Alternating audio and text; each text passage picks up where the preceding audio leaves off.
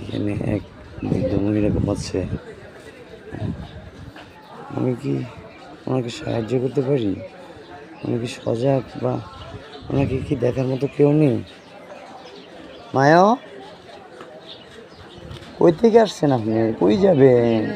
এখানে থাকেন। একজন অসহায় বৃদ্ধ মা, ওনার কম্বলের নিচে থাকা উচিত। ওনার সন্তানেরা কোথায়? আমাকে দেখার মতো কেউ নেই। দুপুরে খাওয়া দাওয়া করছেন?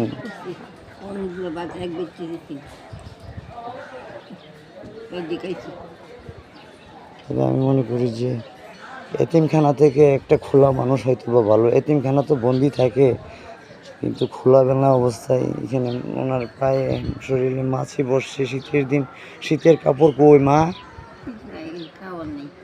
আচ্ছা, ভালো থাকেন। আল্লাহু আকবার।